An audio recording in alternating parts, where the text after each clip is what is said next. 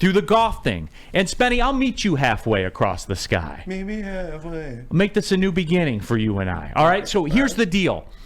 I have implicit trust in. Here's where it boils down to for me. Okay? I can get with you, Spenny. We'll work through this one by one. I can get with you when you say, I wish they would have done something, because I keep hearing this whole defensive line thing, the Chase Young thing and the Montez Sweat thing.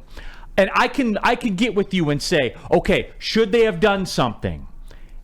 And that's fine. I can say, okay, Spenny, I'll give you that. If you give me, and you say, you're acting like all things are equal and that was available.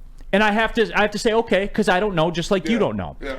But all I'm asking for you to do is to give in to me a little bit and say, A, maybe they weren't interested in Montez Sweat at $100 million. Just maybe. Yeah. Just maybe. And that's fair. That is fair.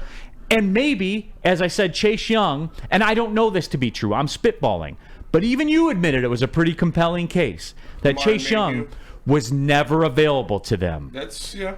And I'll bounce that back off of D-Mac. Here's where I'll come to D-Mac. I don't know D-Mac. Through your time in professional sports, did you ever encounter / hear about / be a part of a situation where all things weren't available to all parties? Does that happen in professional sports? Here's how it works in professional sports, right? When somebody picks up the phone, there's usually 2 or 3 first calls to go to, and that's usually, what organization or your past relationships, maybe a mentor, maybe somebody. Who's your peoples? Your peoples. You're going to make those calls first to see what it happens. is. When your peoples, right, aren't whatever, like that's why we've seen it throughout history. You think that sometime they're running, one of those bullet trains that got Japan from one city to the next. You know how many times you see guys get traded and change locker rooms? You fly in with the visiting team and you're dressing for the home team the next night.